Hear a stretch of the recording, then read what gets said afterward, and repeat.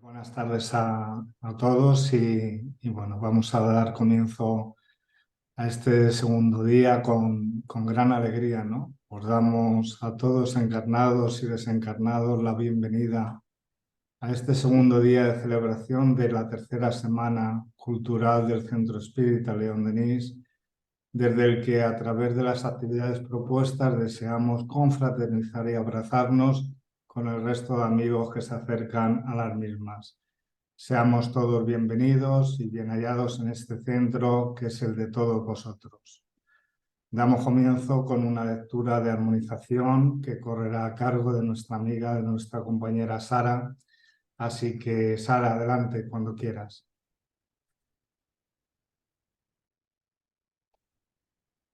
Muchas gracias, Jesús. Bueno, pues para la lectura de esta tarde voy a leer un extracto de un mensaje de Jerónimo de Praga que se titula La oración y lo podemos encontrar en el libro Cristianismo y Espiritismo de León Denis. Dice así: Es llegado el momento de poder comprender la inteligencia, ahora suficientemente desarrollada en el hombre, la acción, el significado y el alcance de la oración. En la seguridad de ser comprendido, puedo pues decir, no más incredulidad ni fanatismo frente a la absoluta certeza de la fuerza que Dios concede a todos los seres cuando Él elevan el pensamiento. En la plegaria, en la recordación dirigida a ese Padre, fuente inagotable de bondad y caridad, lejos estén de vosotros esas palabras aprendidas que los labios pronuncian como un hábito adquirido, pero que dejan frío y carente de impulsos el corazón. Reanimados y atraídos hacia Él por el conocimiento de la verdad, por la fe profunda y la verdadera luz, ofrendad al Eterno vuestros corazones en un pensamiento de amor, de respeto, de confianza y de renuncia. Ese transporte de todo el ser, ese vehemente impulso interior, es lo único a lo que se puede llamar oración. Desde el amanecer, el alma que se eleva al infinito por la oración experimenta como una sensación primaveral en su pensamiento que en las circunstancias diversas de la existencia la ha de ir conduciendo hacia el fin preciso que le fue asignado. Bueno, pues con este bonito mensaje de Jerónimo de Praga, doy paso a Rosa para que nos presente a nuestro invitado de hoy. Muchas gracias, Jesús, y muchas gracias a Sara y a todos los que estáis aquí presentes, especialmente a Juan José Torres. Voy a presentarle. Te agradecemos de corazón que estés hoy con nosotros en una semana tan especial. Estamos celebrando 15 años desde que el Centro Espírita León Denis pues, abrió sus puertas, ¿no? Bueno, pues Juan José nació en una familia espírita, realmente una familia que ha hecho parte, ¿no?, de todo el movimiento, de toda la historia más reciente del espiritismo en España, una familia querida y por tanto, pues bueno, conoce el espiritismo desde niño, desde muy joven, ¿no? Es un compañero de ideal que tiene mucha experiencia, es un estudioso, un buscador de la verdad, creo yo, ya me dirá él, un investigador que dedica mucho de su tiempo a profundizar en la temática espírita. Actualmente es miembro de la Asociación Espírita de Córdoba, participa dando charlas en diversos canales espíritas, también es autor del libro Filosofía Espírita y colabora con la revista espírita Evolución Décima. Es propietario del canal de YouTube Espiritismo Hoy, es un canal que recomendamos desde aquí. Cuando le propusimos hablar sobre el libro Cristianismo y Espiritismo, pues me trasladó con esa honestidad que le caracteriza, que en su exposición pues plasmaría aquello que es fruto de sus exhaustivos estudios, siendo esta entonces la que va a presentar pues un análisis crítico del libro de León Denis, donde él pues incluirá tanto aquellas partes que le parecen desde su reflexión, desde sus estudios correctas, y también aquellas otras para las que tiene una visión distinta. Y entonces desde el CEL pues agradecemos muchísimo esto, porque nosotros, esta pequeña familia, estamos siempre abiertos al conocimiento, a los estudios realizados por compañeros y compañeras que aportan sus reflexiones y análisis desde distintas perspectivas y siempre apoyados en ese buen sentido que buscamos integrar todos. Tenemos que decir que Juan José pues, viene estudiando durante años el cristianismo de los 3 primeros siglos, tanto en su historia como en su desarrollo teológico. Y a día de hoy él expresa que está convencido de que es necesario pues, repensar, ¿no? Así lo transmites, algunos conceptos que se vienen divulgando dentro del movimiento, porque, bueno, pues que no, quizás no sean coherentes con la historia y con la definición real de cristianismo primitivo. A mí me gustaría recomendar a propósito de esto una serie de vídeos interesantísimos que encontramos en su canal, en los que aborda la cuestión del cristianismo y su relación con el espiritismo. Esta sección se llama Jesús, Cristianismo y Espiritismo, ¿no? Y bueno, vamos a dejarte que nos hables tú, seguro que nos vas a aportar muchísimo a nuestro centro y a todos aquellos que escuchamos con suma atención tu trabajo, Juan José. Nuestra gratitud por tu presencia aquí, por haber aceptado nuestra invitación y nuestra más sincera bienvenida de nuevo. Adelante y todo tuyo. Muy bien. Bueno, Rosa, en primer lugar quiero empezar agradeciéndolos a los miembros del Centro Espírita León Denis por haber tenido la amabilidad de invitarme a esta semana cultural virtual. Vaya de antemano mi felicitación por estos 15 años y esperemos que podamos seguir cumpliendo años juntos en este trabajo en el que estáis de entender, de profundizar, de conocer la filosofía espírita, pero siempre desde el análisis crítico, desde el análisis racional, no aceptando lo que está escrito porque alguien lo escribió, sino aceptando aquello que hace parte de la reflexión, hace parte del razonamiento y se integra en nuestro conocimiento porque se comprende. Quiero agradecer también a todas aquellas personas que se han conectado para seguir esta exposición y voy a compartir en primer lugar. Bueno, ya lo ha comentado Rosa. Vamos a hablar del libro de León Denis, Cristianismo y Espiritismo. Vamos a hacer algunos comentarios a su obra, pero tengo que decir que es una obra muy amplia, no necesariamente por el número de páginas, porque la amplitud de una obra para muchos se traduce en el número de páginas, pero yo creo que más que el número de páginas habría que ver la cantidad y la profundidad de los conceptos que tiene. León Denis aborda en esta obra muchos conceptos que obviamente no vamos a poder tocar, porque no tendríamos el tiempo de que disponemos en una conferencia de 1 hora. Por lo tanto, me voy a centrar en aquellas partes que he considerado que pueden ser interesantes a la hora de establecer esa relación entre cristianismo y espiritismo. Pero repito, hay muchas partes de la obra de León Denis que no voy a poder abordar. A ver, ¿qué no pasa? A ver ahora. Vale, ahora sí. Un momentito, voy a coger el puntero. Aquí. Para las citas, porque voy a traer algunas citas, no son muchas, pero voy a traer algunas citas. He utilizado la versión digital del libro que pueden encontrar en la página Curso Espírita. Ahí se puede descargar el libro en PDF y es el libro que he usado para esta exposición. Vamos a empezar con una serie de elementos que hay que tener en cuenta cuando se va a tocar un tema como este y que muchas veces descuidamos. El primero de ellos es hablar de 2 conceptos que son importantes cuando se trata de analizar textos que vienen de la antigüedad, cuando se trata de analizar obras que fueron escritas hace muchos años. Esos 2 conceptos son el concepto de exégesis y también el de eisegesis.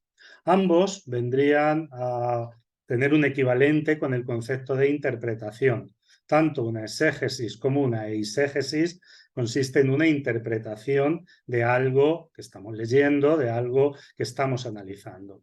Pero hay una diferencia muy importante entre el concepto exégesis y el concepto eisegesis. El concepto exégesis implica que esa interpretación se hace siguiendo una serie de patrones, siguiendo una serie de características y una serie de requisitos. Entre ellos, no interpretar de acuerdo a la cultura actual, sino interpretar de acuerdo a la cultura de la época en la que los textos o lo que estamos analizando fue escrito. Para hacer una exégesis correcta, se tiene que conocer la cultura de la época donde surgen estos textos, pero no solo su cultura. Se debe conocer la evolución histórica de esa época y de esa situación geográfica, y además se debe conocer muy bien el significado que entonces, es decir, que en aquella época tenían las palabras, las expresiones, los idiotismos, etc. En eso consiste hacer una exégesis. Por lo tanto, una exégesis solamente la puede hacer aquella persona que se ha especializado dentro de un campo del conocimiento. Una eisegesis es cuando interpretamos ese mismo tiempo, pero con los patrones culturales de la época en la que nos encontramos. Y de esta forma hacemos una interpretación, pero agregando al texto ideas, conceptos, comentarios que en muchas ocasiones resultan totalmente anacrónicos, que sirven para la época actual, pero que no se pueden extrapolar a la época en la que esos textos se elaboraron, pues esos conceptos en esa época no existían. Entonces, dentro de la filosofía, mejor dicho, dentro del movimiento espírita, es muy común hacer esto segundo, hacer eisegesis, y es sumamente raro encontrar obras que hayan hecho una buena exégesis de los textos que están analizando. Otro tema que me gustaría, así como preámbulo, es hablar del espiritismo y la evolución de las ideas. Sobre esto creo que todos estamos de acuerdo que el espiritismo no puede marchar dentro de un dogmatismo, dentro de un quietismo, que el espiritismo necesita evolucionar de acuerdo a la época en la que se encuentra. Porque las sociedades cambian, los conceptos cambian, todo está en un proceso de evolución, y si el espiritismo no se integra en ese proceso de evolución, le quedan dos opciones: o desaparecer o dogmatizarse y radicalizarse. Esto lo habla Kardec claramente en el capítulo 1 de la Génesis, que preveyendo lo importante que es que cualquier idea camine y evolucione con la época en la que se encuentra, estableció que el espiritismo, a riesgo de suicidio, es decir, a riesgo de que desapareciera, debe caminar con el progreso y debe caminar con la evolución de las ideas. Otro tema que me gustaría abordar es el tema de los autores espíritas clásicos. Cuando nosotros leemos en la época actual autores que escribieron en el mediados del siglo XIX, inicios del siglo XX, como es el caso de León Denis, a esos autores que se han consagrado dentro del espiritismo, muchas veces empezamos a sacralizar sus obras. Muchas veces empezamos a considerar sus obras como diríamos, conceptos, como que tienen conceptos que son irrefutables, como que tienen conceptos que hay que aceptar per se. Sin embargo, con todo el respeto que nos merecen todos estos autores, ellos son y deben estar sujetos a crítica. No podemos en el espiritismo, si queremos que evolucione con la época, que evolucione con las ideas, hacer de las obras de los autores espíritas clásicos obras a las que no se le puede tocar, obras de las que no se puede hacer una reflexión crítica y obras que no se pueden analizar y con las que no se puede discordar. Porque entonces estaríamos creando una doctrina totalmente fanática y totalmente dogmática. Voy a quitar un momentito que tengo aquí ahora. Y ya para terminar estos elementos, quiero decir que no está en discusión la importancia de Jesús. Para nosotros, los espíritas, para todos los espíritas, independientemente de la línea por la que ahora o en la que ahora nos encontremos, la importancia de Jesús es fundamental. Nosotros amamos, nosotros tenemos en cuenta, tenemos en mucha consideración las enseñanzas y el ejemplo de vida de Jesús. Ahora, una cosa es darle suma importancia a la vida de Jesús, a sus enseñanzas, a su legado, llevar todas esas ideas a nosotros, a nuestra vida. Y otra cosa es divinizar a Jesús y tornarlo objeto de culto. Por lo tanto, creo que esto es algo sobre lo que no hay discusión en el movimiento espírita. Hay malas interpretaciones. Muchas veces, cuando alguien busca traer una idea que coincida más con el Jesús histórico que con la idea mitológica que existe de él, se tiende a decir que esa persona quiere quitar a Jesús del espiritismo. Y esto es totalmente falso. Lo que queremos es traer al espiritismo al Jesús real, al Jesús que nace con el espiritismo, a esa idea que surge con el espiritismo, porque el espiritismo precisamente fue quien quita el concepto de que Jesús es Dios. Es el espiritismo quien quita el concepto de divinidad en Jesús. Por lo tanto, traer ese Jesús humano, ese Jesús histórico al espiritismo es algo total y absolutamente espírita. Vamos a hablar de la obra, y cuando se habla de la obra, en primer lugar, de su estructura. En primer lugar, León Denis habla de los evangelios y habla del origen y autenticidad de los evangelios y del sentido oculto y la doctrina secreta que se encuentra en ellos. Luego habla de la mediunidad y hace una serie de reflexiones en cuanto a la presencia de fenómenos mediúnicos en las fases primeras del cristianismo. Posteriormente habla de la alteración y decadencia del cristianismo, hablando de las adulteraciones, las alteraciones que sufrió el cristianismo y cómo fue perdiendo poco a poco su sentido original. Y luego entra en una parte donde habla del espiritismo. En primer lugar, habla de la ciencia espírita, de los hechos que confirman el punto clave del espiritismo, que es la inmortalidad del alma y su comunicación con los seres humanos. Luego aborda la cuestión de la filosofía espírita, los principios que dan sustento a la ideología o la filosofía que propone el espiritismo. Y por último, una necesidad de renovación de ideas. Y el espiritismo viene con la finalidad de depurar y de renovar ciertas ideas que las tradiciones religiosas habían insertado en el cristianismo y que no hacían parte del mensaje original. Y termina con con una conclusión y con unas notas complementarias que son sumamente interesantes. Tengo que decir que este libro de León Denis es una de las obras más documentadas, es una de las obras mejores escritas y que ha profundizado con más criterio en el cristianismo de las que he tenido la oportunidad de leer en el movimiento espírita. Hay otras, pero León Denis, a pesar de que esta obra tiene más de 100 años, profundizó en temas que posteriormente han sido ignorados en el movimiento espírita. De estas 5 partes en las que he dividido la estructura de la obra, obviamente habrá algunas de las que no vamos a hablar.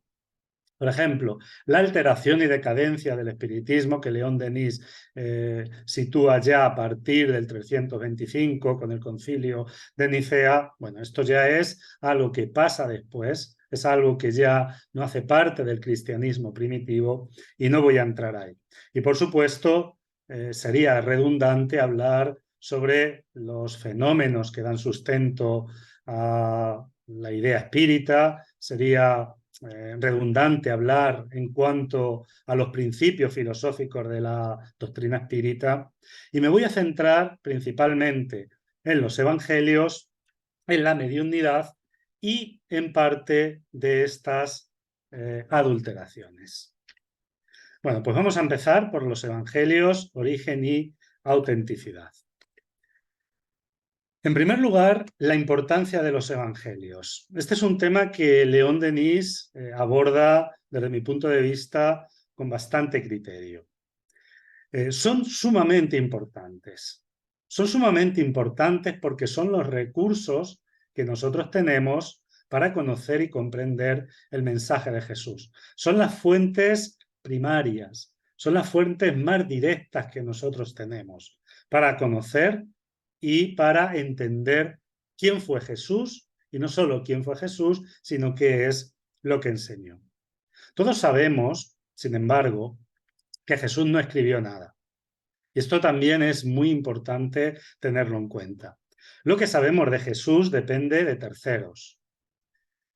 Por lo tanto, como lo que sabemos de Jesús depende de otras personas que fueron quienes escribieron sobre él, es importante conocer ese origen y responder a la pregunta si aquellos que escribieron sobre Jesús son fiables. Si esos documentos, si esas fuentes que tenemos sobre Jesús pueden servirnos realmente para entender y comprender tanto al personaje como su obra. Debemos tener en cuenta que los evangelios no se escriben inmediatamente después de la muerte de Jesús. No es que Jesús muere y se comienzan a escribir los evangelios. Los evangelios se escriben, el primero de ellos, Marcos, se escribe 40 años después de la muerte de Jesús. Y el último, Juan, se escribe 70 años después de la muerte de Jesús. Y si vamos a los apócrifos, todos son posteriores al año 150. Entonces, si Jesús muere, no se sabe exactamente, pero la mayoría de la investigación actual considera que muere en el año 30.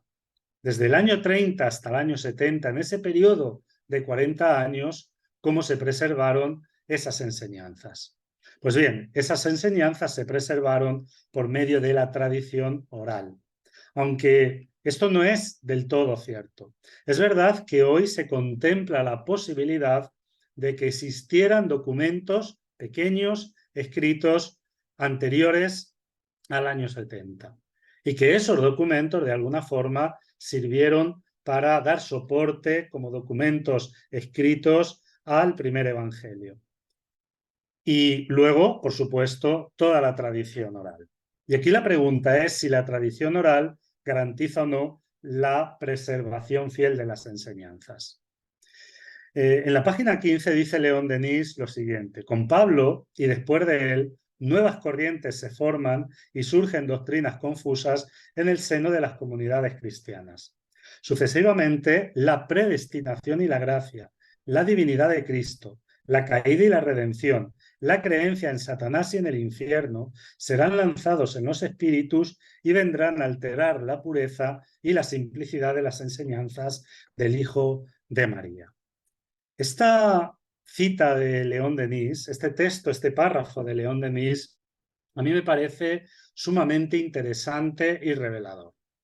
En el movimiento espírita se considera de forma general que Pablo de Tarso fue un gran cristiano, que Pablo de Tarso fue un fiel seguidor de las ideas de Jesús. Sin embargo, fijaos que León Denis ya cita a Pablo como el formador de una nueva corriente que de alguna forma empieza a alterar la pureza y la simplicidad de las enseñanzas de Jesús. Y esto es muy importante porque aquí León Denis coincide con la investigación actual.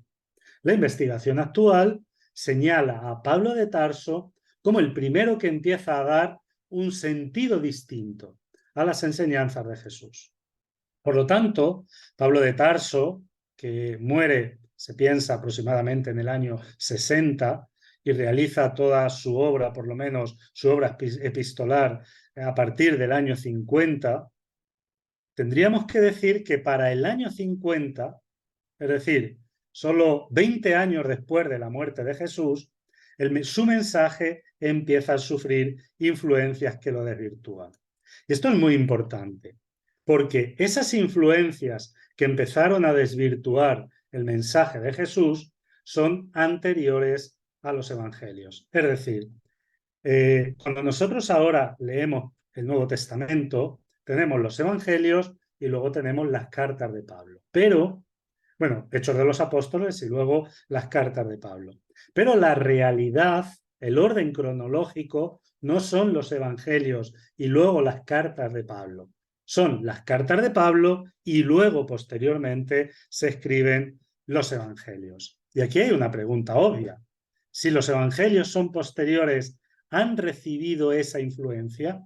Es decir, los autores de los evangelios que escriben cuando el mensaje de Pablo de Tarso ya empezaba a estar consagrado en ese primer movimiento, ¿recibieron la influencia de Pablo de Tarso? Porque si es así, los propios evangelios, es decir, el surgimiento de estas obras que hablan sobre Jesús, ya vendría con ciertas alteraciones. León Denis tiene muy claro esto. Fíjense lo que dice. Los evangelios, escritos en medio de las convulsiones que señalan la agonía del mundo judaico, después bajo la influencia de las discusiones que caracterizan los primeros tiempos del cristianismo, se resienten de las pasiones, de los preconceptos de la época y de la perturbación de los espíritus. Cada grupo de fieles, cada comunidad, tiene sus evangelios, que difieren más o menos de los otros. Aquí León Denis habla de dos elementos que son muy importantes y dice que estos dos elementos influyen en la redacción de los evangelios. Las convulsiones que señalan la agonía del mundo judaico y las pasiones y los preconceptos de la época. En definitiva, que los evangelios tienen las características culturales, las características en cuanto al conocimiento que había en la época en la que fueron escritos. Y esto es muy importante que sea tenido en cuenta. Otro tema y otro problema que tenemos a la hora de responder a la pregunta de si los evangelios son o no son fiables es el tema de los copistas. Y esto también lo analiza León Denis, porque ya en el año 384 o antes del año 384 existían múltiples discrepancias en los evangelios que circulaban. Ya en esa época, y estamos hablando de los primordios del cristianismo, se encontraban evangelios que eran muy distintos de otros evangelios.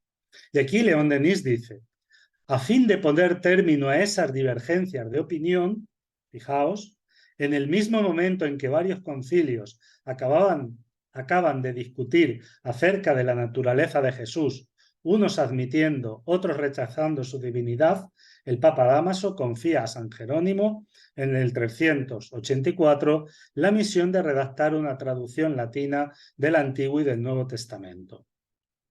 Esa traducción deberá ser, de ahí en adelante, la única reputada ortodoxa y tornarse la norma de las doctrinas de la Iglesia. Fue lo que se denominó la Vulgata. Ese trabajo ofrecía enormes dificultades. San Jerónimo se encontraba, como él mismo dijo, en presencia de tantos ejemplares cuantas copias. Esa variedad infinita de textos lo obligaba a una selección y a retoques profundos. Para que veamos la complejidad de hacer un análisis de la figura de Jesús y de sus enseñanzas, no es solo que ya los textos primitivos, que los textos originales, lo que en investigación se llama autógrafos, nacen desvirtuando el mensaje de Jesús, sino que cada vez que se hacía una copia se desvirtuaba el mensaje original. Dentro de toda esta cuestión, aquí la pregunta clave para el espírita del día actual es: ¿se puede considerar auténtico el material de los evangelios? Dice lo siguiente León Denis: entre tanto, a despecho de todas esas vicisitudes, no dudamos en admitir la autenticidad de los evangelios en sus primitivos textos. La palabra de Cristo ahí se ostenta poderosa. Toda duda se desvanece ante la fulguración de su personalidad sublime. Bajo el sentido adulterado u oculto se siente palpitar la fuerza de la primitiva idea. Obviamente, León Denis no desarrolla de una forma profunda las razones por las cuales actualmente se puede considerar con una cierta seguridad que el material que tienen los evangelios es auténtico. Pero él está convencido de que es así. Hoy se habla de que efectivamente tenemos ciertas garantías a la hora de valorar positivamente los textos que hay en los evangelios para tener una idea, si no exacta, al menos aproximada, de quién y qué enseñanzas transmitió Jesús de Nazaret. Hoy, en la investigación, en la propia exégesis, se sabe que los evangelios tienen diferentes niveles. El ejemplo que suelen poner muchos investigadores es el ejemplo de una cebolla. Ellos dicen que la cebolla tiene diferentes capas y hay que ir quitando esas capas para ir accediendo al núcleo. Pero, de alguna forma, los evangelios hoy se pueden dividir en 4 elementos o 4 niveles o capas. Por un lado están las enseñanzas de Jesús. Y un estudio profundo de los evangelios consigue extraer el mensaje ético-moral de las enseñanzas de Jesús. Entre otras cosas, porque hay un corpus que posteriormente recibió el nombre de documento Q. Hay quien dice fuente Q es incorrecto, lo correcto es hablar de documento Q. Y este documento se cree que posiblemente fuera anterior, muy anterior al Evangelio de Marcos, y que fuese el reflejo más fiel del pensamiento de Jesús. Y ese documento Q no se encuentra en Marcos, pero sí se encuentra en Mateo y Lucas. Está integrado en los evangelios de Mateo y Lucas. Luego, profundizando en este corpus que se encuentra de las enseñanzas de Jesús, podemos tener una idea de cuál es su mensaje. Pero luego también hay adiciones e interpretación de los primeros autores. Aquellos que escribieron los evangelios ya interpretaron y reinterpretaron las enseñanzas de Jesús y su figura. Luego hubo errores involuntarios de los copistas. Al hacer copias se cometieron errores. Y luego hubo también modificaciones por motivos teológicos. Pues la investigación actual, que dispone de más de 6.000 manuscritos del Nuevo Testamento, obviamente no todos enteros, haciendo una comparación con esos manuscritos, comparando los más antiguos con los más recientes, identificando las adulteraciones, los cambios, se ha podido retrotraer a un texto que hoy se ha situado cerca del año 200. Es decir, el texto que hoy tienen nuestras Biblias, por lo menos aquellas que han incorporado todas estas investigaciones, es un texto que existía ya en el año 200 de nuestra era. Y esto es a través de la investigación, a través del estudio de todos los manuscritos, comparándolos entre ellos. Entonces hay una cierta seguridad para afirmar que tenemos las ideas generales, por lo menos, que Jesús transmitió y que Jesús enseñó para poder hacer una valoración tanto de su doctrina como de su persona, de su ser. ¿Cómo descubrir entre todo ese material la doctrina de Jesús? Aquí León Denis dice lo siguiente: sería preciso un gran trabajo para separar el verdadero pensamiento de Cristo del conjunto de los evangelios. Trabajo posible, si bien que arduo para los inspirados, dirigidos por una segura intuición, mas labor imposible para los que solo por sus propias facultades se mueven en ese dédalo en el que con las realidades se mezclan las ficciones, con lo sagrado, lo profano, con la verdad, lo falso. Aquí hay que plantearnos si esta propuesta de León Denis es el camino a seguir. ¿Será la intuición la guía que nos va a permitir, o la inspiración que nos va a permitir diferenciar qué partes de los evangelios corresponden al Jesús histórico y qué partes son adiciones, son adulteraciones? Hombre, la inspiración puede ayudar, pero sin lugar a dudas, la forma de descubrir entre todo ese material la doctrina de Jesús es el estudio profundo, histórico, exegético, imparcial, lo que nos va a permitir separar el grano de la paja. Podremos, una persona que maneja la intuición, que maneja el razonamiento, pero si no tiene formación, va a encontrar muchas dificultades para poder diferenciar de todo esto que se encuentra en los evangelios que pertenece al Jesús histórico y que han sido añadidos posteriores. Aquí tengo un ejemplo, lo voy a saltar para que el tiempo no se nos eche encima.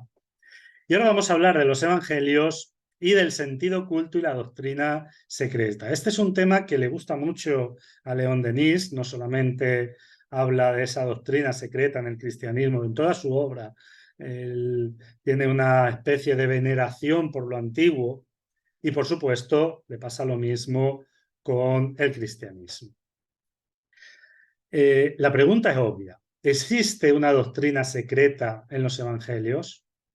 El autor, León Denis, sostiene que sí. Según él, hay una doctrina para las masas y otra para los iniciados en el seno del cristianismo primitivo. Vamos a leer. Las oscuridades del Evangelio son, pues, calculadas, intencionales. Las verdades superiores se ocultan en él bajo velos simbólicos. Ahí se enseña al hombre lo que le es necesario para conducirse moralmente en la práctica de la vida. Mas el sentido profundo, el sentido filosófico de la doctrina, ese es reservado a la minoría. Y para justificar esto, León Denis hace una serie de interpretaciones de algunos textos. Obviamente no podemos hacer uno por uno ese análisis porque se nos iría el tiempo. Y aquí yo me pregunto, cuando leo estas interpretaciones, ¿aquí León Denis está haciendo una exégesis o está haciendo una eisegesis? ¿Ve lo que hay o ve lo que él quiere ver? Hay que tener cuidado cuando hay un dicho que yo lo oí de Jorge Bucay que dice: cuando todo lo que ves te da la razón, desconfía de tus ojos. Cuando leyendo los evangelios todo encaja en nuestra cosmovisión de la vida, hay que por lo menos preguntar: ¿realmente estoy haciendo una verdadera interpretación o lo que estoy es interpretando de acuerdo a mi visión actual, pero no necesariamente de acuerdo a la visión que tenían los primeros autores? León Denis recurre mucho, esto se hace mucho en el espiritismo, Orígenes de Alejandría. Dice lo siguiente: al tiempo de su controversia con Celso, Orígenes defendió enérgicamente al cristianismo. En su vigorosa apología habla muchas veces de las enseñanzas secretas de la nueva religión. Habiendo Celso acusado de poseer un carácter misterioso, refuta Orígenes esas críticas probando que, si en ciertos asuntos especiales solo los iniciados recibían una enseñanza completa, la doctrina cristiana, por otro lado, en su sentido general era accesible a todos. Desde este punto de vista, Orígenes estaría diciendo que en el cristianismo había, por un lado, una doctrina secreta, una doctrina esotérica y por otro una doctrina exotérica. Es decir, que había por un lado algo que se daba a todo el mundo y por otro algo que solamente los iniciados recibían. El problema de Orígenes es que a la hora de citarlo hay que tener mucho cuidado, porque sus textos son muy oscuros. Y son muy oscuros precisamente porque la forma de interpretación de Orígenes fue por intermedio del simbolismo. No hay casi nada en la obra de Origen que signifique lo que ahí está escrito. Orígenes escribía siempre a base de símbolos y solamente comprendiendo el valor simbológico el valor que tenía su simbología es que se puede entender el pensamiento de Orígenes. Una obra que es muy interesante de Justo González, Historia del pensamiento cristiano, haciendo un análisis de las ideas de Orígenes, cita a uno de los mayores expertos de Orígenes en la actualidad. Y él escribió lo siguiente: Orígenes transforma la Biblia en un crucigrama divino cuya solución se halla encerrada en el seno del propio Orígenes. Los expertos actuales de Orígenes llegan a la conclusión que es imposible conocer realmente el pensamiento de Orígenes. Porque todo es a través del símbolo, todo es a través de la metáfora, todo es sumamente confuso. Yo, por ejemplo, con motivo de la reencarnación, he leído las dos obras principales, por lo menos que están en español, que son De Principios y Contra Celso. En una de Principios, puedes encontrar argumentos tanto a favor de la reencarnación como argumentos en contra de la reencarnación. Y los encuentras los dos en la obra de Orígenes. Y lo mismo pasa en la otra, Contra Celso. Por lo tanto, Orígenes es un capítulo y aparte que para estudiarlo, para analizarlo, habría que profundizar mucho en su pensamiento. Este es un tema, de hecho, muy importante, el tema de si hay o no hay una doctrina secreta en los evangelios. ¿Por qué? Porque ha propiciado interpretaciones de las más diversas. Con el pretexto de que en los evangelios hay una doctrina secreta, cualquiera interpreta los evangelios para extraer esa doctrina secreta. Pero ¿qué dice la investigación actual? ¿Cómo se explican ciertas partes que aparecen en los evangelios, en la Biblia en general, y que son oscuras, que son confusas?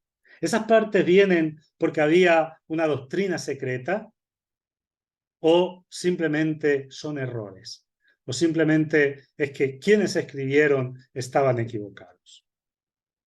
Hay una obra de Maimónides que tiene por título Guía de Perplejos o Guía para Perplejos. Es una obra muy interesante porque en la introducción Maimónides dice lo siguiente, lo estoy parafraseando. He escrito esta obra destinada a aquellas personas que a día de hoy, con el avance de la cultura, con el avance de la ciencia, cuando leen la Biblia se quedan perplejos. ¿Por qué se quedan perplejos? Porque encontraban cosas que ya en esa época se consideraban absurdas. Ya en esa época muchas cosas de la Biblia se consideraban absurdas. Y Maimónides dice lo siguiente: el problema es que están interpretando la letra. Hay que ir al espíritu. Hay que ir al sentido simbólico que tienen esas ideas, que tienen esos textos. ¿Por qué se produce esto? Porque la base para encontrar una doctrina oculta en esos textos era la sacralidad de las escrituras. Si Maimónides y otros muchos creían que las escrituras, que lo que hoy conocemos como el Antiguo Testamento, la Tanaj, tenía errores y era escrito por Dios, esto no era comprensible. Cómo Dios, que era el autor de esas obras, iba a cometer errores. Entonces, para solucionar esto, se dijo, no tiene errores. Lo que pasa es que lo que está en el texto es simbólico. Y de esta forma salíamos del paso. Y se empieza a interpretar y a reinterpretar la Biblia de acuerdo a los conocimientos culturales de cada época. Porque a medida que pasan las épocas, son necesarias nuevas reinterpretaciones para que aquello que hay no parezca absurdo. Pero aquí surge la pregunta, ¿y si las escrituras no fueran obra de Dios, sino de seres humanos? ¿Qué sucedería ahí? Pues que los errores se entenderían como normales. Simplemente llegaríamos a la conclusión que las escrituras tienen partes oscuras, partes confusas, partes equivocadas, porque aquellos que escribieron las escrituras estaban equivocados. La pregunta es, ¿dónde debe posicionarse el espiritismo? Dice León Denis lo siguiente: en los momentos críticos, cuando una cuestión lo embaraza, como en el caso... perdón, no, esto era otra cosa. No estoy contestando aquí a la pregunta. Desde mi punto de vista, el espiritismo debe posicionarse claramente en el hecho de que las obras de la Biblia, los diferentes libros que componen la Biblia, tienen errores, porque son obras de seres humanos. Y invertir tiempo para intentar que una cosa que dice X, en vez de X diga Y, para que encaje con lo que hoy conocemos, como es cierto, desde mi punto de vista, creo que no lleva a ningún sitio. Y hace que muchas veces veamos lo que no existe. Y voy a poner ahora sí un ejemplo. Esto está en el libro de León Denis. Dice lo siguiente: en los momentos críticos, cuando una cuestión lo embarazara, como en el caso de la mujer adúltera, él evoca a las almas superiores y con el dedo traza en la arena la respuesta a dar. Del mismo modo que en nuestros días, el médium, movido por una fuerza extraña, traza caracteres en la pizarra.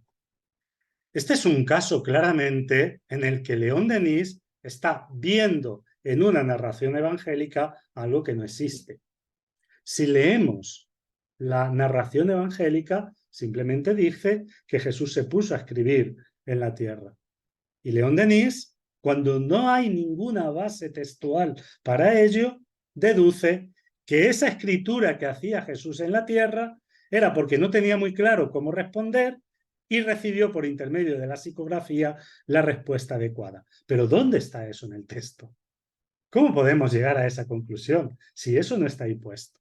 ¿Por qué? Porque de alguna forma necesitamos interpretar y reinterpretar todo lo que ahí hay. Necesitamos ver ese sentido oculto que realmente no existe. ¿Significa que hay que interpretar los evangelios literalmente? ¿Que no hay un sentido simbólico en ciertas partes de los evangelios? No. Y aquí hay que tener mucho cuidado. Una cosa es que nosotros digamos que no hay una doctrina secreta, que no hay una doctrina intencionalmente oculta en los evangelios, y otra cosa es que hayamos que tomar de forma literal todo lo que ahí está escrito. Porque todo lenguaje tiene sus símbolos, tiene una serie de expresiones que no se pueden tomar literalmente. Por ejemplo, si nosotros ahora decimos Lucía no tiene pelos en la lengua, nosotros nos estamos refiriendo lógicamente a que en la lengua tengamos pelos y que Lucía en este caso no los tiene. Esto hay que interpretarlo dentro del significado simbólico que este texto tiene. Y este significado simbólico viene dado por la cultura actual. Vamos a suponer que pasan 3000 años. Nos vamos a remontar a un futuro de aquí a 3000 años. Y esta expresión se pierde. Esta expresión se pierde, la gente deja de usar esta expresión, y en esa época alguien encuentra un manuscrito donde pone Lucía no tienes pelos en la lengua. Y en aquella época no tiene cómo entender el significado de estas palabras. Y empieza a interpretarlas de acuerdo con lo que ella cree que pueden significar. ¿Creen que llegarán al significado correcto? ¿Creen que podrá deducir que lo que realmente significa es que Lucía dice lo que piensa? Será muy difícil. Solamente haciendo un estudio de esta época actual, de esta expresión y de su significado actual, viendo obras donde se emplea esta expresión y el contexto en el que se emplea, es que podremos saber, en ese futuro, podrán saber qué es lo que queremos decir a día de hoy cuando decimos que Lucía no tiene pelos en la lengua. Entonces, muchísimas partes de los evangelios no se pueden interpretar literalmente, tienen que interpretarse de acuerdo al significado simbólico, pero de acuerdo a la cultura en la que fueron dichos los textos. No es que hay una doctrina oculta, secreta. Simplemente es que en esa época las expresiones tenían un significado y hay que conocer y entender ese significado. Por lo tanto, para responder a la pregunta, ¿existe una doctrina secreta en los evangelios? Desde mi punto de vista es no, si la entendemos en el sentido esotérico. En los evangelios no existen ideas que se ocultaron intencionalmente para ser transmitidas solo a los iniciados. Y aquí se comete una incongruencia, una contradicción. El mensaje de Jesús es un mensaje sencillo, es un mensaje directo, es un mensaje totalmente claro y totalmente incompatible con las complejidades de los procesos iniciáticos. Las doctrinas, las religiones que tenían procesos de iniciación, los que accedían a esas doctrinas, a esas culturas, tenían que pasar un proceso de iniciación, un proceso muy largo para adquirir las características necesarias y llegar a ese momento de ser iniciados. Y eso no se encuentra en el cristianismo primitivo. Es más, si nosotros decimos, por un lado, que los seguidores de Jesús eran analfabetos, que los seguidores de Jesús eran hombres rústicos, eran hombres poco cultos, eran hombres que eran pescadores. ¿Cómo se da entre esos seguidores un proceso iniciático? Por lo tanto, actualmente la investigación dice claramente que no hay en las enseñanzas de Jesús una parte esotérica y otra parte exotérica. No hay una parte destinada a los iniciados y no hay una parte destinada al público. Las enseñanzas de Jesús fueron enseñanzas sencillas, fueron enseñanzas directas, fueron enseñanzas que iban a la inteligencia y al corazón de las personas. Pero sí existe en los evangelios un simbolismo cultural. Muchas ideas que a día de hoy nos parecen confusas o contradictorias, nos parecen confusas o contradictorias simplemente porque se ha perdido el contexto cultural original, porque se ha perdido el valor simbólico que tenían ciertas expresiones. Y luego también porque sencillamente en otros casos son erróneas. Dame un segundo. Quiero ver cómo vamos de hora. Bueno, pues vamos fatal. Diría yo que... Venga, bueno, vamos a ver el tema de la mediunidad. Voy a ir un poquito más rápido. Me he demorado un poco más de la cuenta. La presencia de la mediunidad en el cristianismo. Bueno, este tema lo toca también León Denis. Estoy bastante de acuerdo con el enfoque que hace. Y que la mediunidad esté presente en los primeros cristianos es algo totalmente natural, porque los espíritus se han comunicado siempre, se han comunicado en todas las épocas, en todas las culturas, y por lo tanto la esencia del cristianismo y la historia del cristianismo también tiene fenómenos mediúnicos, y también en esa historia existen fenómenos mediúnicos. Es más, la existencia propia del cristianismo tiene como base un fenómeno mediúnico. Dice León Denis: con el suplicio de Jesús el cristianismo era herido en pleno corazón. Los discípulos, consternados, estaban prestos a dispersarse. Cristo, sin embargo, les apareció y su fe se tornó tan profunda que para confesarla arrostraron todos los suplicios. Las apariciones de Cristo después de su muerte aseguraron la persistencia de la idea cristiana, ofreciéndole como base todo un conjunto de hechos. Jesús, según la Iglesia, habría resucitado con su cuerpo carnal. Eso es contrario al primitivo texto del Evangelio. Tradición. La materialidad solo vino más tarde con Lucas. La narrativa se complica entonces y es adornada con particularidades maravillosas, con la evidente intención de impresionar al lector. No voy a detenerme mucho, pero aquí dice León Denis algo sumamente interesante. El hecho de que Jesús había resucitado carnalmente, según León Denis, no hacía parte de las ideas primitivas, pero no se refiere a las ideas primitivas que se escribieron, sino a la tradición oral. Y yo ahí puedo estar de acuerdo, pero a medias. Puedo estar de acuerdo a medias. Lo que sí queda claro es que cuando se escriben los evangelios, los autores y dentro del movimiento cristiano ya tenían consolidada la idea de que Jesús había resucitado carnalmente. Hay un episodio en el Evangelio de Juan donde Jesús se presenta a sus apóstoles, ellos entran en un estado de temor y Jesús les dice: ¿pero por qué teméis? ¿No veis que soy yo? Tocarme. ¿Acaso los espíritus tienen carne? ¿Acaso los espíritus tienen hueso? No soy un espíritu, eso lo dice supuestamente Jesús a sus seguidores. Es como está recogido en el Evangelio. Y para demostrarles todavía más que no era un espíritu, pidió de comer y comió.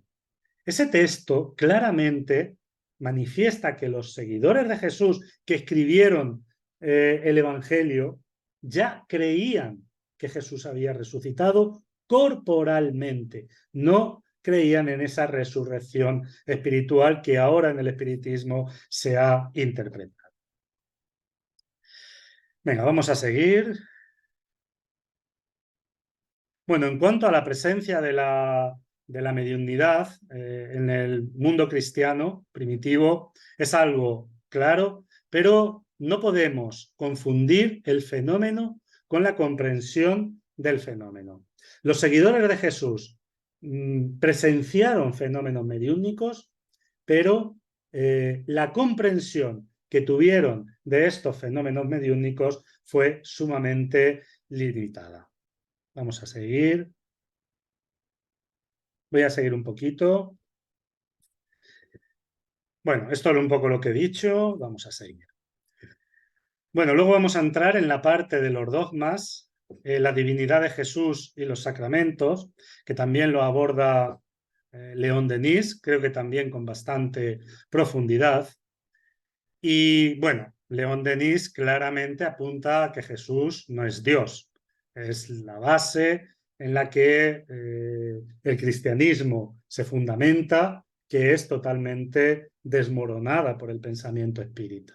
El pensamiento espírita claramente afirma que Jesús no es Dios y León Denis, lógicamente, sigue esa línea.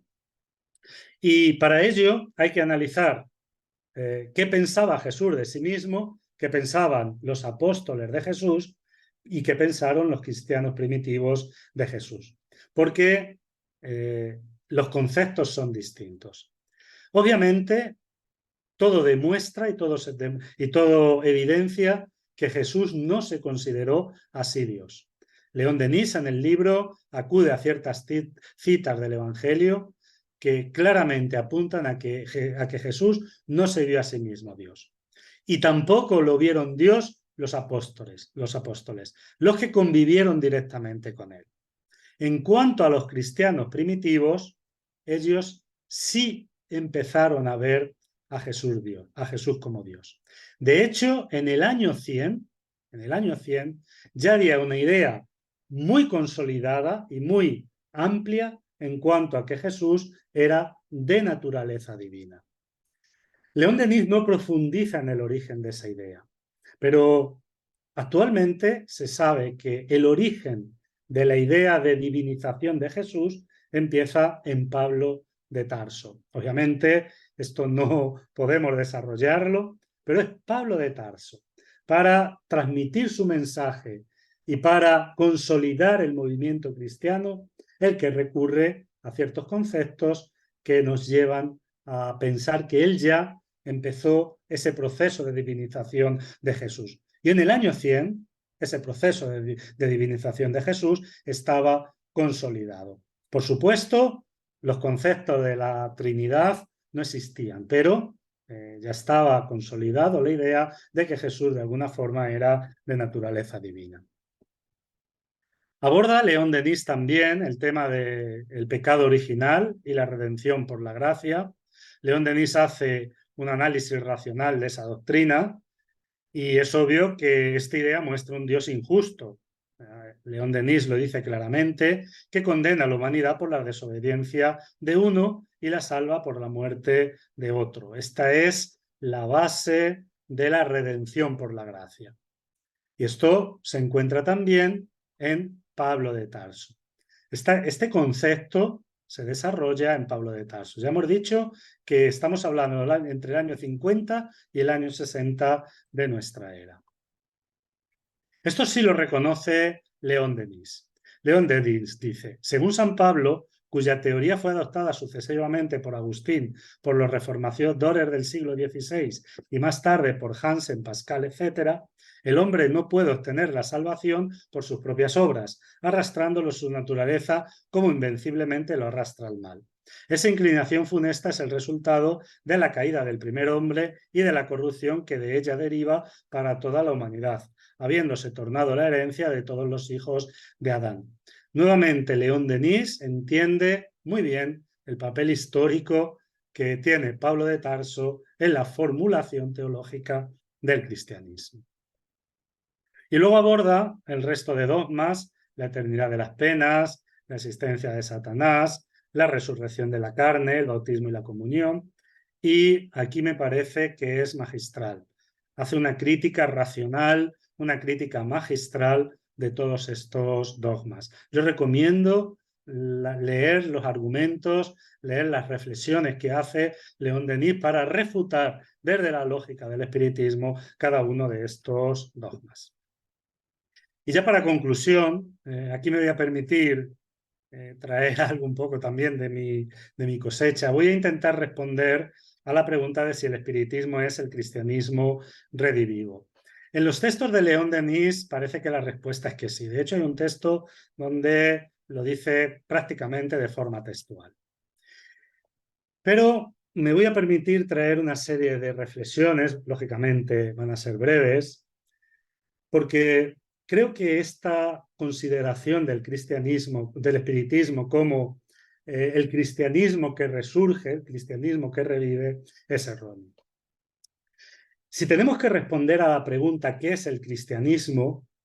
Podemos responder desde la tradición. Si respondemos desde la tradición, el cristianismo es la religión formada por Jesús de Nazaret y en la que se encuentran sus enseñanzas, o podemos responder según los hechos históricos. Y los hechos históricos nos dicen que el cristianismo es una religión formada no por Jesús de Nazaret, sino sobre Jesús de Nazaret. Esa religión se forma sobre Jesús de Nazaret, reinterpretando su significado histórico y considerándolo como el Salvador de la humanidad por intermedio de su sacrificio expiatorio en la cruz. Esta es la base ideológica del cristianismo.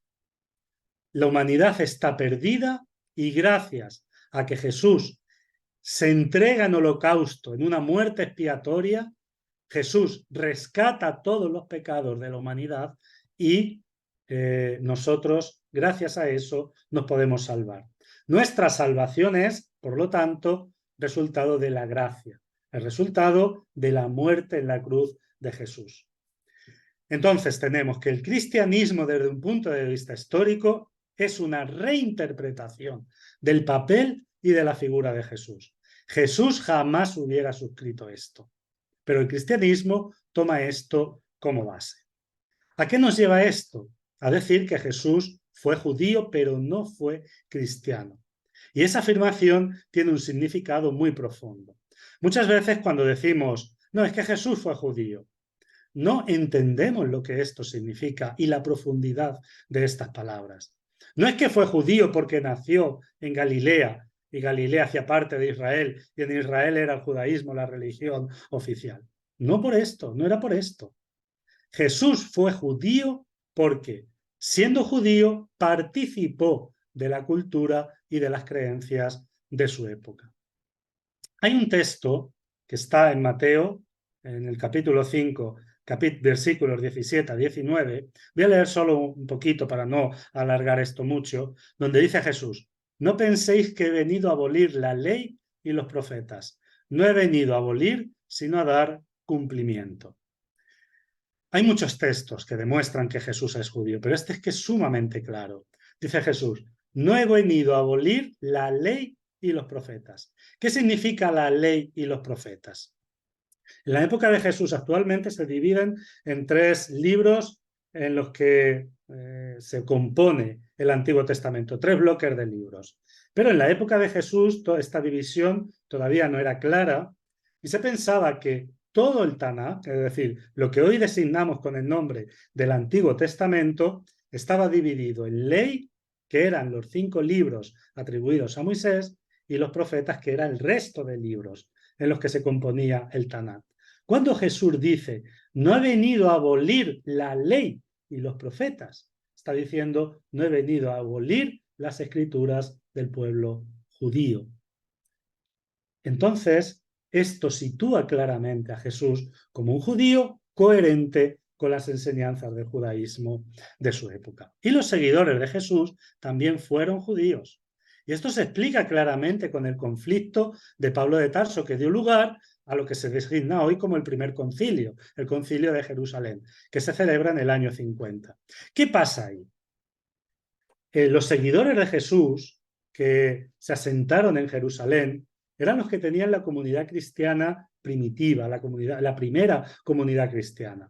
Pablo de Tarso empezó a divulgar, empezó a predicar, y hubo un momento en el que estos, los seguidores de Jesús, llamaron a Pablo para que viniera a Jerusalén y les explicara qué es esto de que hay que abolir la circuncisión, qué es esto de que la pureza de los alimentos no hay que respetarla, que hacía parte de las prédicas de Pablo de Tarso. Y se celebra el Concilio de Jerusalén precisamente porque los seguidores directos de Jesús no estaban de acuerdo con esta prédica que hacía Pablo de Tarso, que incumplía la normativa judía. Ahora bien, si Jesús hubiese combatido el judaísmo, ¿hubiera existido este conflicto? Lógicamente no. Este conflicto existe porque los descendientes directos de Jesús, los seguidores, los discípulos de primera generación, seguían y preservaban en el pensamiento judío. Y Pablo de Tarso para ellos estaba reinterpretando y malinterpretando esto. Y por lo tanto los llaman para decirle, oye, ¿qué pasa aquí? ¿Qué estás haciendo? Luego hay una serie de consensos a los que se llegó, a los que no vamos a entrar, pero todo esto, toda la historia evidencia que Jesús fue judío y no cristiano. Y en esto está de acuerdo prácticamente toda la investigación actual, aunque no se saquen las consecuencias que esto pueda tener. Pero no combatió Jesús el judaísmo, ¿no? Vemos que Jesús en determinados momentos está en contra del judaísmo. Yo tenía aquí una forma, vale. Esto lo que sucede es que no hemos entendido en los medios profanos cómo era el judaísmo de la época de Jesús, el judaísmo del Segundo Templo. Porque nosotros pensamos que el judaísmo era algo monolítico, pero la realidad era muy distinta. El judaísmo en la época de Jesús era sumamente heterogéneo. Existían muchas escuelas, muchas interpretaciones, porque había pasado mucho tiempo desde la consolidación de la ley. Habían pasado aproximadamente 450 años desde que la ley fue consolidada. Y esa ley tenía 613 preceptos que era prácticamente imposible cumplirlos todos. Además, ni siquiera todo Israel tenía la misma comprensión de la ley.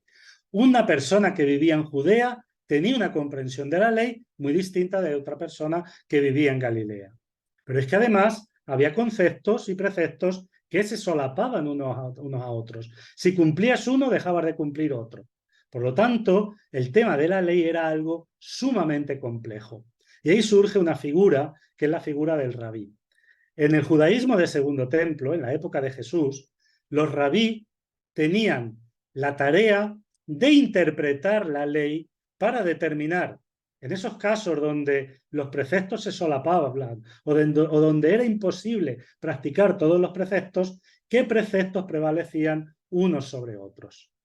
Y los rabís tenían amplias discusiones en cuanto a este precepto de la ley es superior a este es mejor que este, hay que cumplir este en vez de este. Y Jesús, cuando da su prédica, lo que hace siempre es anteponer una serie de preceptos de la ley a otros. Es lo que dice actualmente la investigación actual. Entonces Jesús no está rompiendo ni combatiendo el judaísmo, está dentro de la jurisprudencia de la ley judaica, determinando qué preceptos tienen más validez que otros. Aquí tengo, sin embargo, esta es la base nuclear de la acción de Jesús. Pablo de Tarso, como ya hemos dicho, reinterpreta su papel y lo transforma en un ser divino o semidivino que muere para redimirnos del pecado.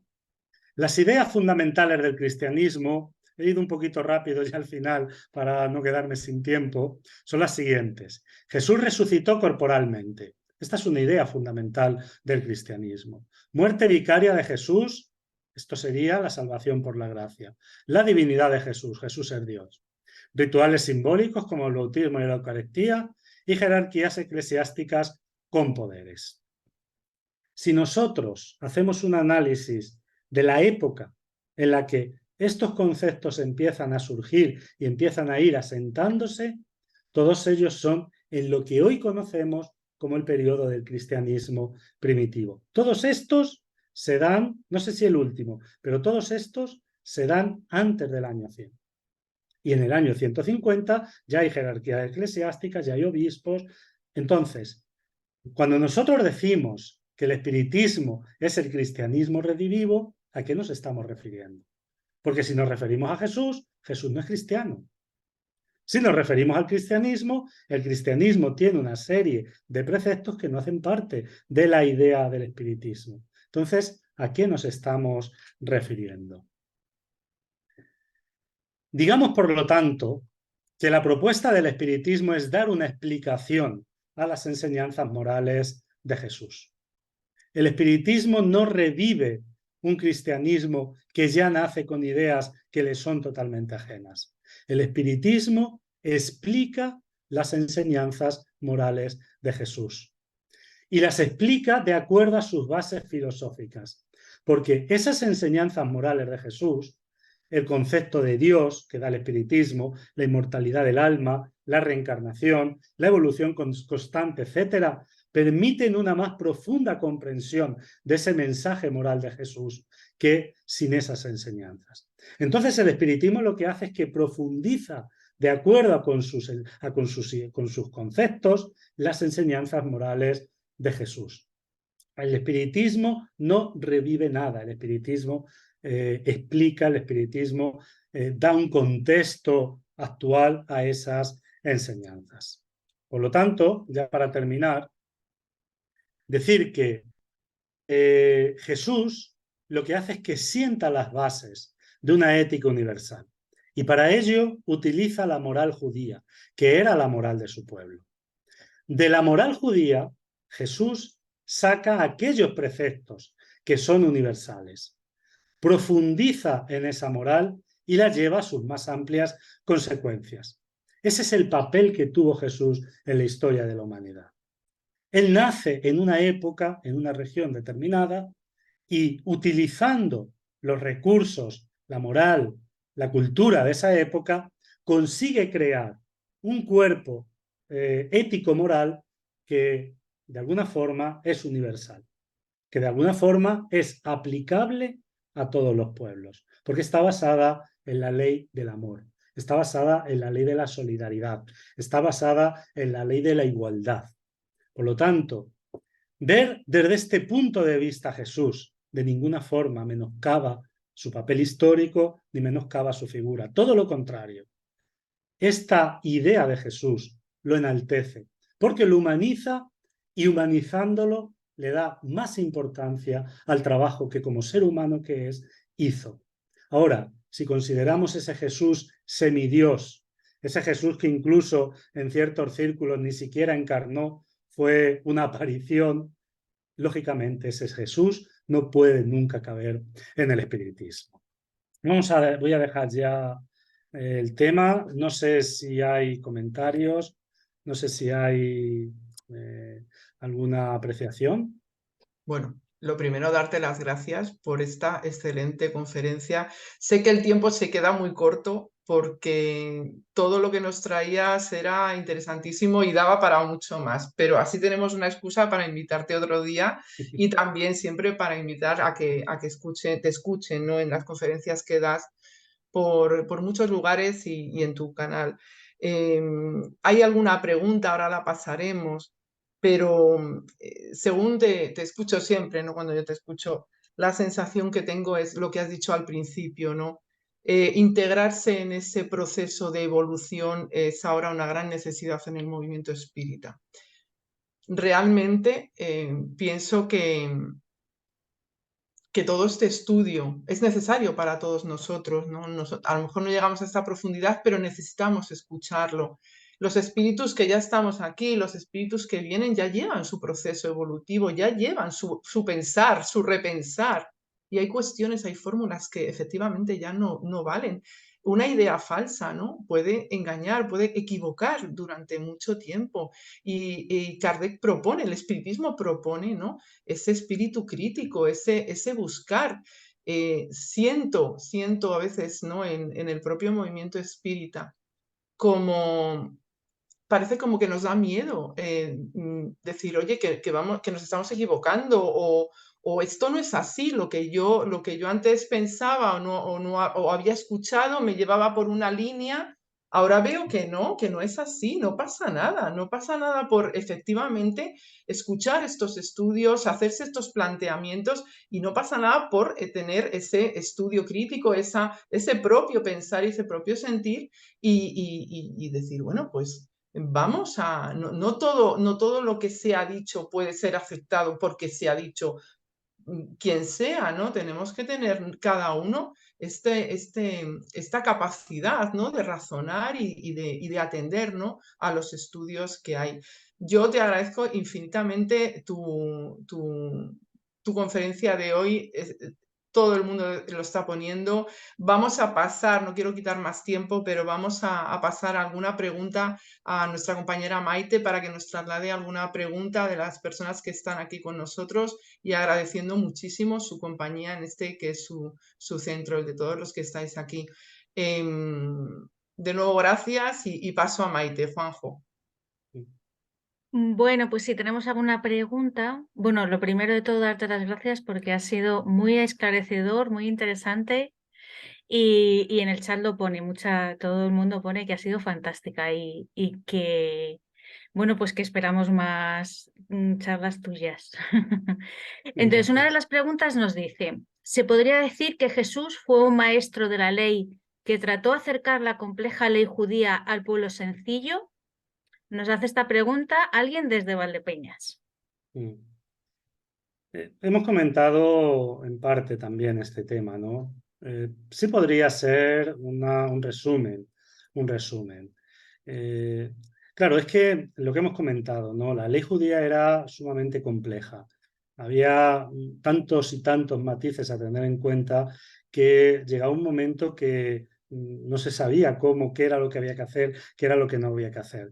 Jesús, como otros rabí, toman esa tarea, ¿no? De interpretar esa ley judía. Lo que pasa es que en Jesús sí es cierto que se da una peculiaridad.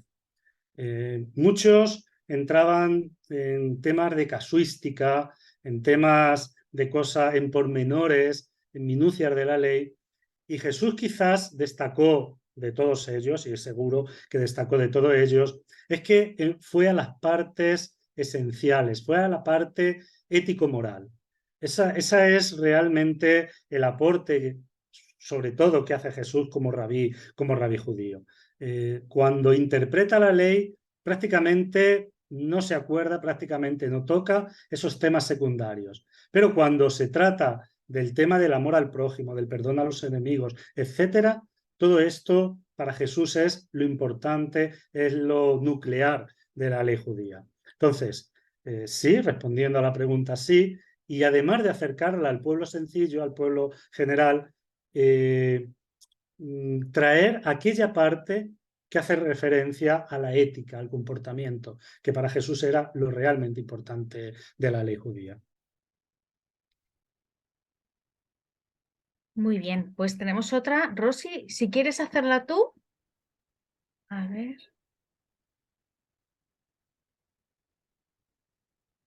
A ver, Rosy Leme. El micrófono, Rosy. Sí. Hola, buenas noches. Muchísimas gracias por toda la consideración, estupenda, nos ha encantado. Y tengo una pregunta para hacer. A ver, ¿podemos pensar hoy que según los estudios actuales y siguiendo la misma recomendación de Kardec de analizar todo, que algunas obras mediúnicas al respecto del tema de hoy muestran una realidad alterada por el entorno y opinión de los espíritus que la dictan? Sí, sí, totalmente, totalmente. La aceptación acrítica de toda obra mediúnica, sobre todo si viene de determinados mediums, es un escollo gravísimo en el movimiento espírita. Tenemos que superar ese concepto de que eso viene de la espiritualidad superior y por lo tanto viene exento de errores. Hay mucha bibliografía espírita que aborda el tema de Jesús, muchísimo. Y toda ella, prácticamente toda, por lo menos la que yo conozco, lo hace desde la visión oficial que ya ha endiosado a Jesús y no desde la visión histórico-crítica. Las obras, por poner un ejemplo, los romances de Emmanuel, por ejemplo, vienen ya cargados con esa visión idealizada de Jesús. Hay mucha obra espírita que está en total contradicción, no ya con la investigación actual, sino con lo que se sabía en la época de León Denis. El libro Cristianismo y Espiritismo de León Denis supera en mucho a toda esa bibliografía, donde en algunas incluso encuentras casi la idea de que Jesús, bueno, no es Dios, pero prácticamente lo es, ¿no? Muchísimas gracias. Nada, a ti. Permitidme un momento, Rosy, a propósito de esto, esta pregunta tan importante. Es que creo que estas obras, ¿no? Estas obras, evidentemente, con todos los respetos, te pregunto, Juanjo, yo creo que nos alejan mucho del entendimiento del espiritismo y de todo el trabajo que los espíritas aquí en España, en todo el mundo, nuestros predecesores hicieron. La historia del espiritismo en España es realmente una historia de absoluta seriedad, de un gran criterio, de una gran lucha, incluso por separar esto, ¿no? Por entender las cosas como son, por presentar pues esta filosofía racional, progresista y todo esto, estas concepciones que nos llevan incluso a ver a Jesús, a la figura de Jesús divinizada, de verdad se alejan mucho de lo que es el espiritismo y el propio trabajo que han hecho los espíritas, nuestros predecesores, y que estáis sobre todo haciendo los que más trabajáis, ¿no? por el espiritismo y humildemente los que estamos en los centros, desde esta idea de, por favor, vamos a utilizar el buen sentido, por favor. ¿No, Juanjo? Sí, estoy totalmente de acuerdo. Ya que hablas del espiritismo en España, el espiritismo en España está cargado de espíritas que han aportado una riqueza grandísima, que han aportado cultura, que han aportado racionalidad al espiritismo. Y desgraciadamente en España la mayoría de estos espíritas están olvidados. No los conocemos, no los leemos. Prácticamente resulta dificilísimo acceder a sus obras porque no se encuentran, ¿no? Cuando muchas de ellas son obras buenísimas, son obras que profundizaron, que investigaron, que trajeron conceptos dentro de la filosofía espírita, dentro de la sociología, realmente interesantes, ¿no? Y sin embargo son obras que están ahí apartadas. Hemos priorizado mucho la obra mediúnica, hemos priorizado mucho esa cristianización del espiritismo. Aquí muchas veces se comenta que Kardec escribió el Evangelio según el espiritismo y estamos haciendo el espiritismo según el Evangelio. Es decir, estamos subordinando el espiritismo a el cristianismo. Cuando el espiritismo, y yo creo que cualquier persona que lo estudie supera ideológicamente pero mucho al espiritismo, al cristianismo. Y eso lo dice Allan Kardec. Allan Kardec en sus obras dice que después de que han pasado 1800 años, es normal que el espiritismo traiga una concepción de la vida muy superior a la que tuvieron los cristianos. Y estamos queriendo lo que conceptualmente es superior, subordinarlo a aquello que tiene principios básicos, embrionarios y muchas veces incluso incorrectos. Creo que es un error gravísimo el que se comete intentando subordinar algo que nace a mediados del 1800, subordinar a algo que nace a inicios de nuestra era, que nace en el año 70, 80 de nuestra era. Es un error gravísimo. Claro, los espíritus progresamos, debemos de progresar, las fórmulas, la historia es la historia, hay que conocerla y todo, pero evidentemente es que si no, el campo, el futuro, a las mentes nuevas, a los espíritus que vienen ya con esa experiencia, es que no les puede cuadrar, no les pueden cuadrar esas fórmulas antiguas. Perdón, porque hay otra pregunta. Muchísimas gracias, Una Juanjo. pequeña puntualización sobre la gente joven. Sí. Yo personalmente estoy preocupado por el tema de la gente joven en el movimiento espírita. Les voy a contar una cosa que puede incluso hasta parecer graciosa, ¿no? Yo cuando empecé a ir a los congresos, yo empecé con 20 años a ir a los congresos y generalmente era el más joven que había en el congreso. Es verdad que había familias que llevaban a sus niños, pero no eran congresistas. Pero de las personas congresistas, yo era el más joven. Y hace poco vi una foto de un congreso que se ha celebrado ahora aquí en Andalucía, al que no he ido, y han pasado de esto ya 35 años, bueno, 30 años, de que yo empecé a ir a los congresos, y cuando vi la foto dije, si yo hubiera ido a este congreso, seguiría siendo el más joven del congreso.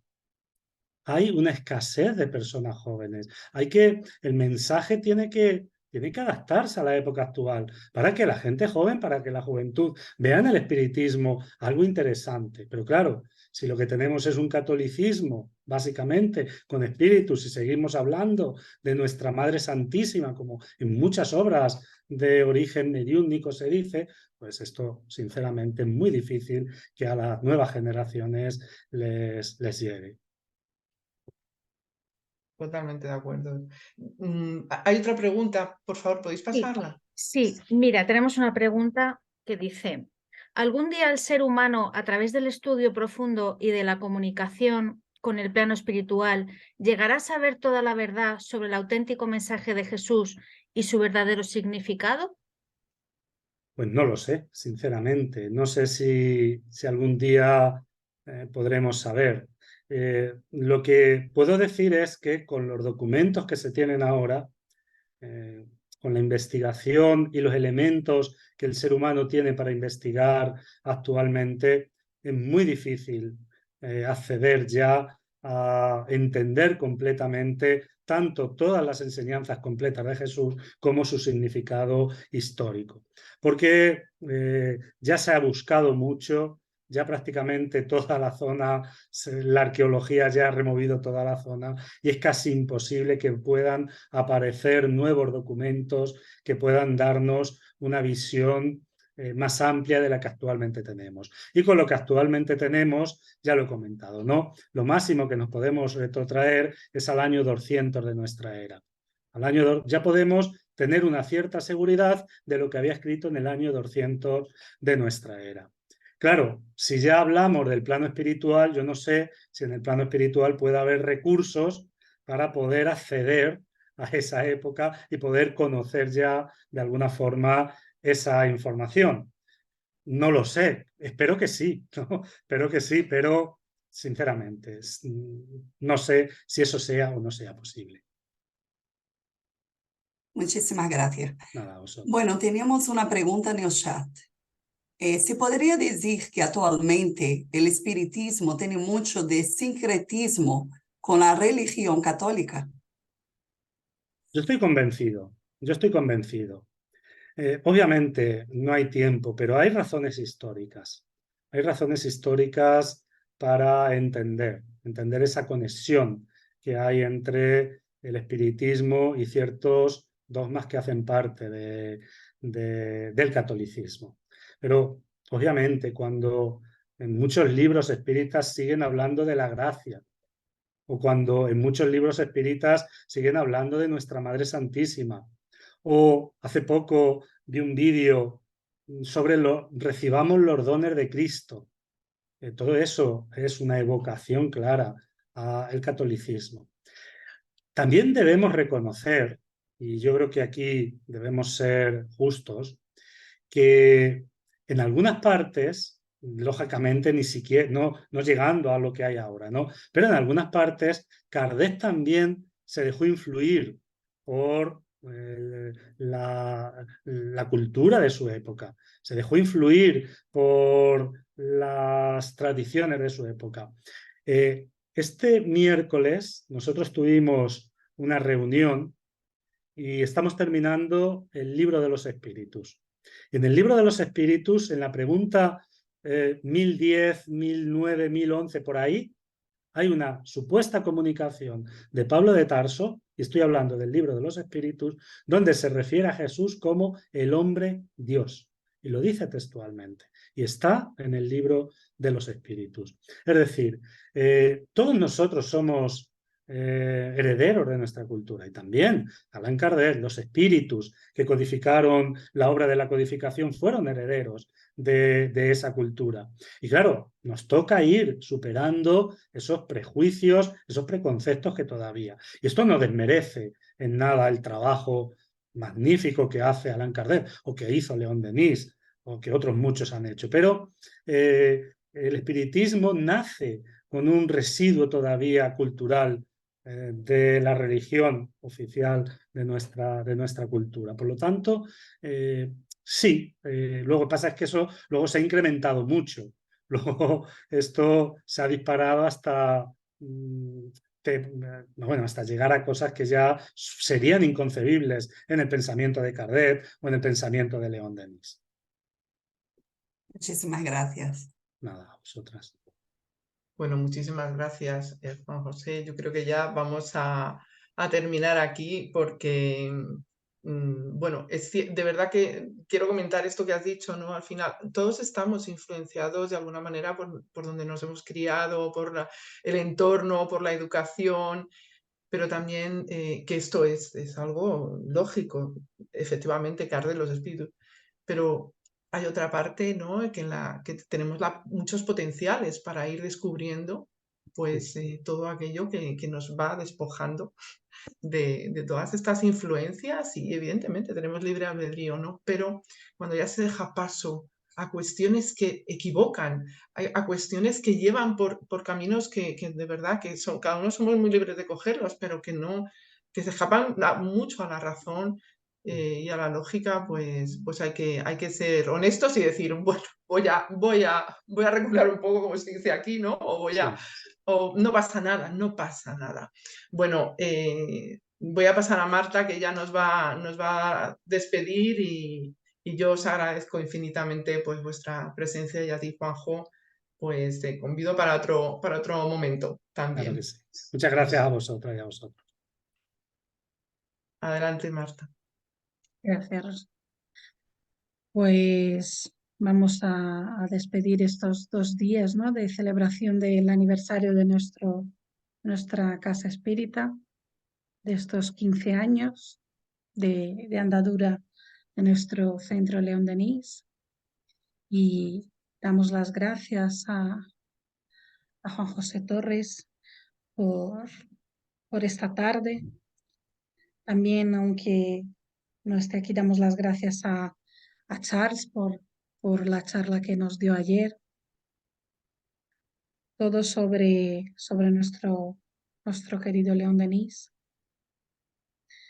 Y creo que tanto ayer como hoy, yo creo que hemos acercado un poco los orígenes del espiritismo a nosotros, ¿no? Hemos conseguido ir despojando un poquito de todo lo que ha ido cogiendo durante este tiempo. Así que damos las gracias a Juanjo, por cerrar hoy estos 2 días de celebración, y damos las gracias a todos.